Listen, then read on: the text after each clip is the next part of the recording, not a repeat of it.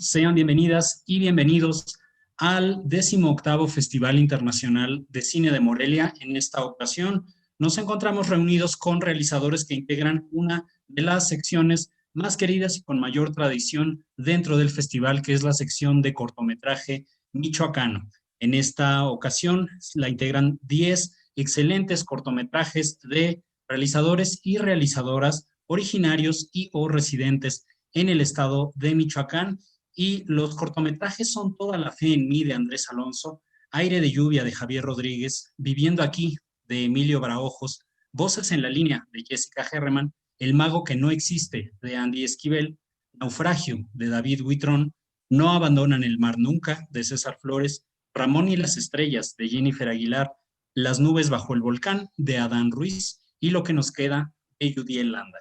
Me da mucho gusto recibirles hoy aquí de forma virtual, a distancia, para poder platicar acerca de sus trabajos. Muchas gracias a todas y a todos. Y primero me gustaría que, en el orden en el que el público pudo ver sus trabajos, nos puedan presentar sus propios cortometrajes, contándonos brevemente el argumento, los personajes, a qué género pertenece, porque tenemos acá una mezcla muy interesante de ficción, documental y animación, y a ustedes mismos, lo que quieran decirnos sobre ustedes y sus cortometrajes. Hola, muchas gracias al Festival de Cine de Morelia por abrir este espacio virtual para que llegue a más gente esto. Y bueno, yo soy Andrés Alonso, yo soy director de Toda la fe en mí. Es un cortometraje de ficción.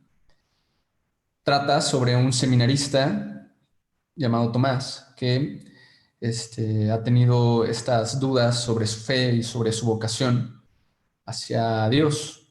Y de eso trata el cortometraje, como un viaje de descubrimiento sobre su fe y sobre la decisión una decisión importante que tiene que tomar, ¿no? Es básicamente la premisa. Gracias, vamos con Javier.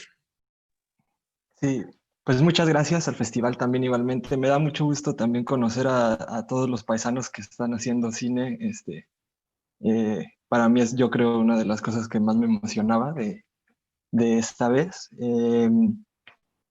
Mi cortometraje se llama Aire de lluvia y es un cortometraje de ficción que tiene que ver con el género de la fantasía y trata acerca de una joven chica que regresa después de mucho tiempo a una cabaña abandonada en un pueblo de México para reencontrarse con un antiguo amor. Es una difícil historia de amor entre un fantasma y una mortal. Muchas gracias, Emilio.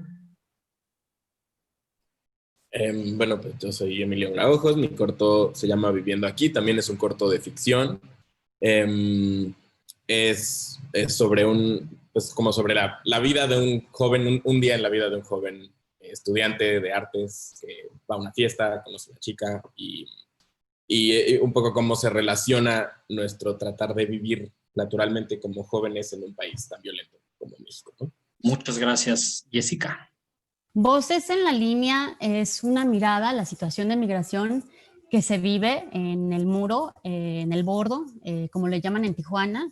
Y la película está basada en el libro de Leonardo Tarifeño que se llama No vuelvas. Y el escritor, me llamó mucho la atención el libro y el trabajo de Leonardo Tarifeño como escritor, porque se fue 2 años a entrevistar a gente a la frontera, a Tijuana. Estuvo entrevistando deportados, migrantes, gente pues de la calle que vive en el bordo. Entonces colectó unas historias muy fuertes. Y pues mi intención principalmente era sensibilizar a la gente en cuanto al tema. Yo soy chicana y he vivido esto en carne propia. He vivido y he escuchado experiencias muy tristes, muy fuertes. Para mí, el migrante es un héroe. Sigue todo, el arquetipo de héroe lo tiene un migrante, ¿no? Todo lo que se arriesgan lo que deja atrás, la decisión, la valentía de tomar la decisión de salirte de donde vives, de dejar a tu familia, de buscarte una vida y la facilidad de adaptarte, ¿no? Y de ser discriminado y pasar por todas esas situaciones tan fuertes para que te vayas a trabajar y ayudes, es increíble lo que hace un migrante. Entonces, yo tengo mucho respeto para el migrante y sí, yo lo veo como un superhéroe, que además ayudan a que nuestra economía esté bien y a que todo vaya bien. Todos somos migrantes, todos los seres humanos somos producto de la migración.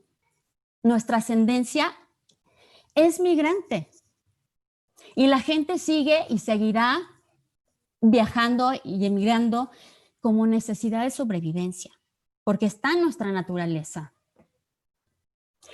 Yo soy, como les digo, chicana y lo he vivido. Y sé que es muy fuerte y es una situación muy compleja. Y hay que ser sensible ante el tema y entender y apoyar porque nos beneficia a todos. Muchas gracias, Jessica. David. Mi cortometraje es una ficción, se titula Naufragio y pues cuenta la historia de una joven que vive en una ciudad grande y que pues en una salida a una fiesta con el novio es testigo de un evento que le causa mucha conmoción y decide involucrarse. Y bueno, finalmente, pues bueno, la historia va de cómo tiene que superar esta situación, ¿no? Y cómo, pues sí, aun cuando uno tiene las mejores de las intenciones, muchas veces pues no puede uno pues sí, concluirlas como desearía, ¿no? Que a veces no está en las manos de uno. Y bueno, de eso va. Muchas gracias. César. No abandonan el mar nunca es un corto documental.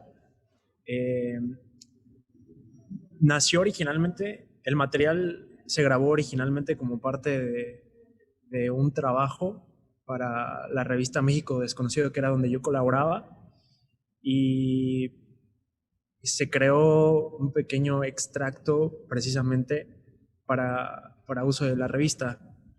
Y después como que había un poco más de material guardado y junto con mi productor que vive en la ciudad de Guadalajara, o sea, como que llegamos a la conversación de que por qué no armar un montaje, ¿no? Para poder presentarlo. Y pues bueno, afortunadamente rescatamos material de las tortugas que teníamos del año pasado y como que hubo una buena sinergia de hacer este ejercicio un poco de memoria de las tomas de las tortugas que ya teníamos junto con las de personas que habitaban precisamente en la costa michoacana. Y pues bueno, es como parte de retratar un poco el ciclo de la vida que se lleva a cabo en la costa michoacana y cómo ciertas personas interactúan con este ciclo de la vida de la tortuga marina. Y pues bueno, de eso va un poco. Muchas gracias, César. Jennifer. Bueno, mi cortometraje se titula Ramón y las estrellas. Es un cortometraje de animación stop motion. Es mi primer proyecto como en stop motion, entonces, pues, no sé, fue una experiencia bastante diferente a lo que había hecho antes, pero me agradó. Ramón y las estrellas trata sobre una molécula especial y un día jugando con él se pierde a través de un agujero negro y tiene que encontrar la forma de regresar con él a su hogar, a su planeta. Para mí, este cortometraje representa como el autoconocimiento y saber que uno mismo es el dueño de su destino, que no hay una fuerza sobrenatural que esté ejerciendo sobre nuestro destino, sino simplemente nosotros. Muchas gracias, Jessica. Adán. Las nubes bajo el volcán, si tuviera que elegir un género, por así decirlo, diría que es una película híbrida que opera entre el documental y la ficción, y es sobre dos alpinistas que suben de manera clandestina al Popocatépetl, que es uno de los volcanes más activos, peligrosos y monitoreados del mundo, ¿no? Entonces, estos personajes suben pues ilegalmente, de forma prohibida, y a mí me gusta describir la película mencionando que es un poco como el mito de Ícaro y Dédalo, ¿no? Yo creo que trata sobre volar muy cerca del sol y tener el riesgo de quemarte las alas, ¿no? Muchas gracias. Y por último, Yudiel. Lo que nos queda es un cortometraje del género documental que aborda el incendio del último cine que había en Nueva Italia, Michoacán, que es donde yo soy orundio. Y esto a causa de las manifestaciones de los grupos de autodefensa comunitaria. Eso sería todo.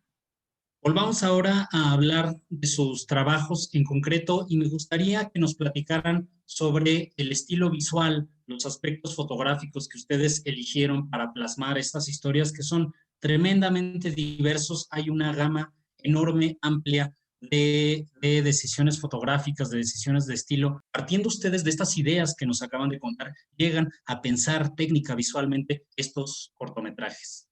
Pero bueno, en este corto decidí hacerlo en un formato 4:3, académico, simplemente porque lo sentía necesario. No lo hubiera hecho si no lo sentía necesario conforme a la historia, conforme al personaje y a los temas que toca el corto.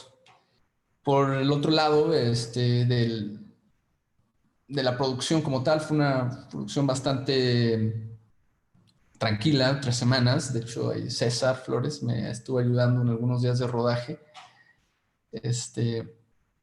Creo que también es el corto en donde más hice un ejercicio mucho más profesional, en el sentido de hacer las cosas pues más profesionalmente, en una escala mucho más pequeña, pero lo traté de hacer, contratar a las personas indicadas y pagarles a todos y llevar ciertos procesos de producción, de preproducción y de producción y postproducción hasta la postproducción. Entonces, aunque es un corto bajo presupuesto, aún así traté de hacerlo con este método mucho más técnico, más profesionalizado, por así decirlo. Y eso me ayudó bastante a darme cuenta de muchas cosas, ¿no? Que a gran escala seguro son inmensas. Entonces, por ese lado creo que fue un gran aprendizaje para mí. Muchas gracias. ¿Tú qué nos cuentas, Javier? Tú sí optaste por el blanco y negro y por la pantalla panorámica extendida.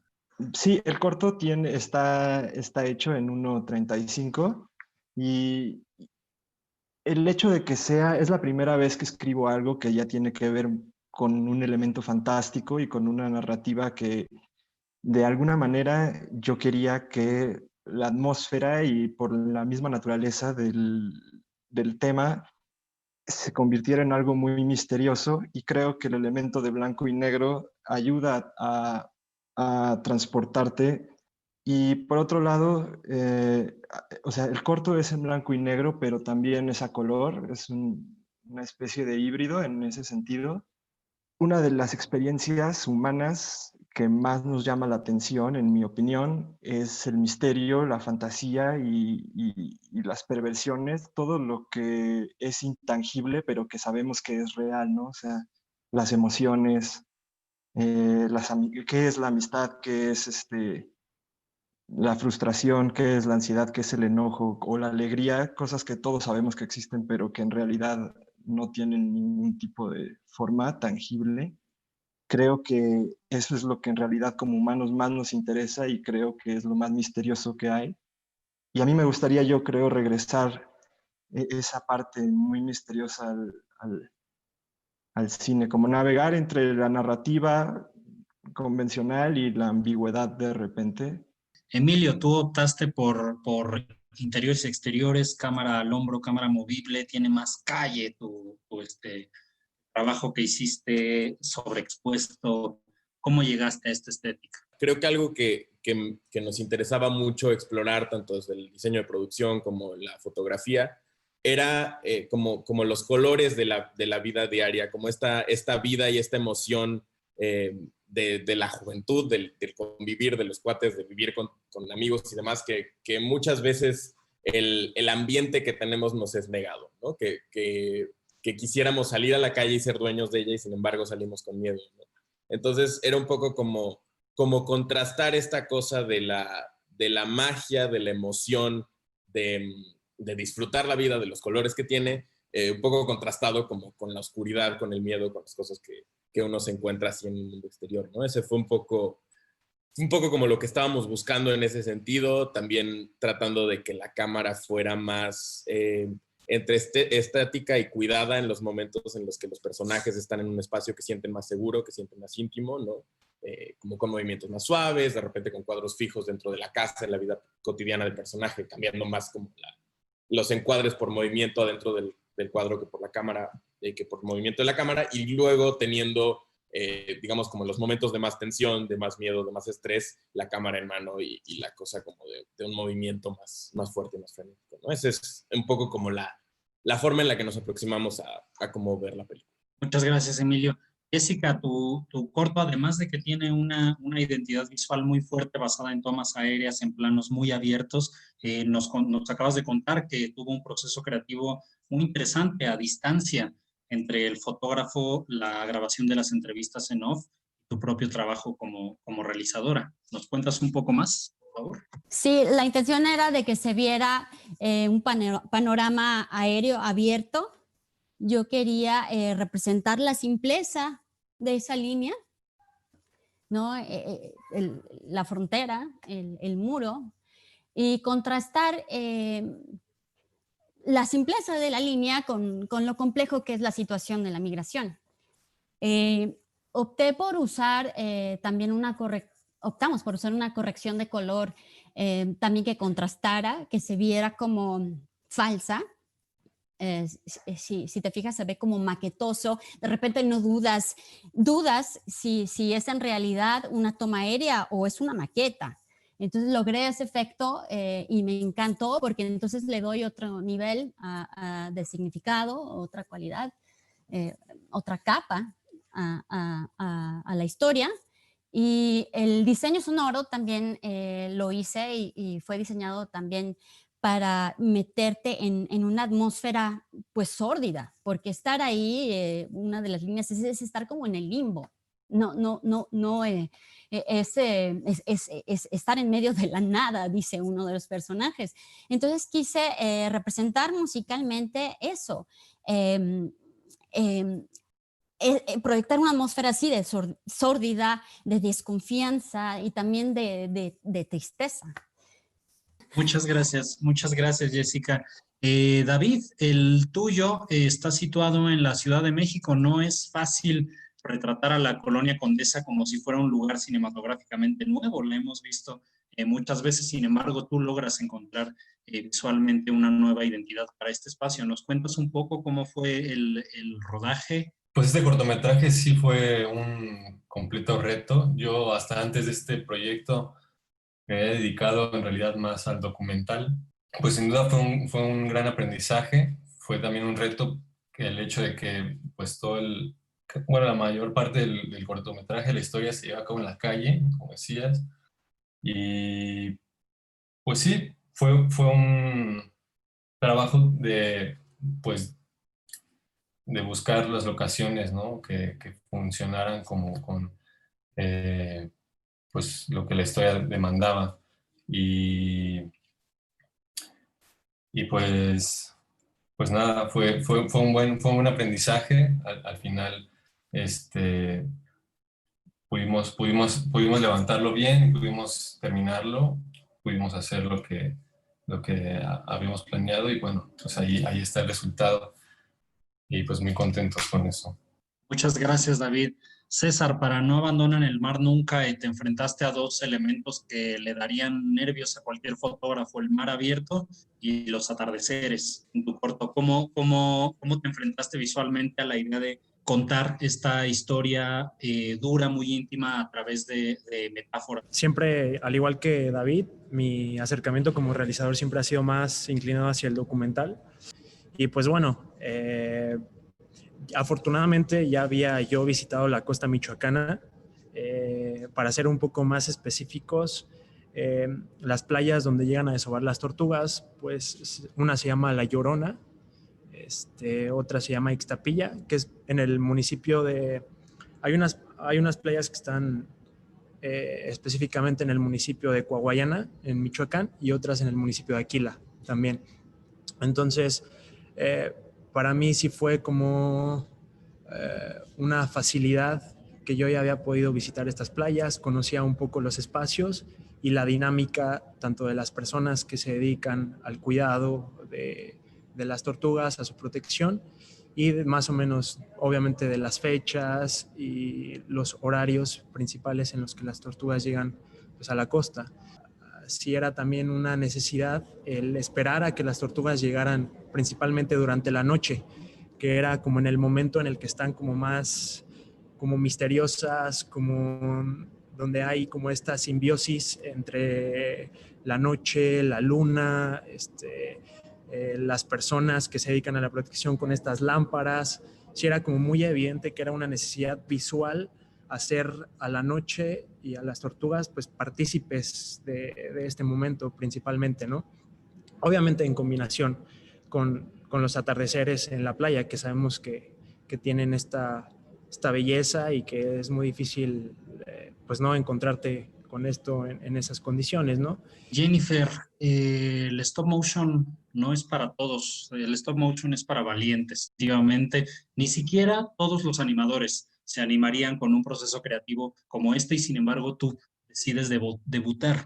Pues sí, fue un proceso bastante tardado y difícil porque como era mi primer proyecto así, pues había errores con los que no contaba que iban a pasar, que no pasan en los cortometrajes de live action. Entonces eran errores que tenía que solucionar así en el momento y pues la verdad fue un gran aprendizaje. Es algo en lo que definitivamente me gustaría seguir profundizando y seguir hacer más proyectos así. Entonces, pues sí, espero que no sea el único. Todos esperamos que no sea el único porque el resultado es muy, muy interesante. Muchas gracias por compartirlo. Adán, tú elegiste contar en las nubes bajo el volcán, un corto en blanco y negro, también en formato panorámico. Me queda claro que no le tienes miedo a los riesgos o a tomar decisiones aventuradas, no solamente haces este corto sobre dos alpinistas que suben de forma un tanto clandestina, entiendo, al Popocatépetl, sino que los acompañas tú con la cámara y filmas el volcán desde arriba, desde el cráter hacia adentro. ¿Nos cuentas un poco de cómo fue este proceso? Pues la verdad es que las decisiones técnicas y estéticas para mí fueron muy obvias en un principio, ¿no? Pero la ejecución sí fue un tanto compleja. Nosotros, Jim Garrido, que es el cinefotógrafo, y yo que también hice parte de la fotografía, pues creo que el cine también es un acto que requiere de mucha fuerza física, ¿no? Y las implicaciones que tiene ir a filmar a un volcán que además es prohibido de escalar como el Popocatépetl, porque pues claramente puedes perder la vida. Tienen que ver con caminar más de 14 horas, ¿no? Y estar exponiéndote pues a gases tóxicos, a temperaturas bajo cero, a unos menos 4 grados, menos 8. A veces nos amanecía hielo dentro de la casa de campaña. Y bueno, también está exhalando todo el tiempo, entonces la ceniza volcánica es otro tema con el cual lidiar. Así que tuvimos que optar por únicamente llevar un lente de hecho muy ligero y también una cámara muy ligera que nos permitiera pues cargar con todo eso, con un trípode pequeño y un kit de filtros, ¿no? Que fue lo único que llevamos. Y pues también Jim tuvo que estar ahí entrenando un poquito, yo practicando alpinismo ya hace algún tiempo. Y la altura es otro tema, ¿no? La altura, el agotamiento físico, etcétera. Entonces eso nos llevó a tener más certeza sobre el equipo de filmación que teníamos que llevar, ¿no? Pues entonces sí fue una película cuyo proceso de rodaje fue complejo por esto. A esas temperaturas también las baterías se descargan rapidísimamente. Así que las decisiones técnicas fueron muy, muy lógicas, ¿no? Tomando en consideración el presupuesto disponible para filmarla y el contexto geográfico en el cual nos íbamos a desenvolver, ¿no? También fue una película en donde únicamente íbamos 2 personas, ¿no? 3 personas a lo mucho en los ascensos que realizábamos. Y pues nada, es un trabajo con el cual estoy muy contento. Creo que la fotografía de Jim es bastante destacable dentro de la pieza y pues nada, eso sería todo. Muchas gracias. Pues tú y Werner Herzog, creo, nada más se atreverían a esas cosas para terminar un cortometraje. Finalmente, Yudiel, esta historia contada en parte con imágenes de archivo, entiendo, del cine en el momento del incendio y después enfrentándote a los restos, al recuerdo de esta sala cinematográfica. ¿Cómo fue? Primero que nada, el lenguaje cinematográfico de lo que nos queda se vio completamente basado en un silogismo que escribí algunos meses antes de comenzar a filmar, que decía así: el cine es el recuerdo de la humanidad. Si un pueblo no tiene cine, entonces es un pueblo donde no existe el tiempo, donde no hay tiempo. Entonces, a partir de este silogismo, implementamos eso en la fotografía, los planos estáticos, largos, y la decisión del blanco y negro fue la primera decisión en imagen que tomé, porque era una forma muy adecuada para ver a mi pueblo, ¿no? Un lugar en el que, a partir de la ausencia del tiempo, de la pérdida del recuerdo, no hay color, no hay movimiento, no hay una acción clara dentro del documental. Entonces, esa fue una de las primeras decisiones conscientes que tomamos antes de filmar. Para ser sinceros, teníamos miedo, o sea, había miedo en la filmación. Sin embargo, todo salió bien, todo funcionó al final de la manera correcta y así fue el proceso. Al final fue un proceso muy complicado, pero del cual me siento muy orgulloso. Muchas gracias a todas y todos. Acabamos de conversar con las y los extraordinarios cineastas que integran la sección de cortometraje mexicano en la 18ª edición del Festival Internacional de Cine de Morelia. Muchas gracias a todos y a todos ustedes por acompañarnos, por compartir sus trabajos con el festival y con su audiencia. Y a todos ustedes que nos están acompañando allá del otro lado de la pantalla, por favor no dejen de ver las otras secciones de corto y largometraje mexicano en esta edición del festival. Recuerden, Morelia es cine mexicano y de forma muy especial Morelia es cine michoacano.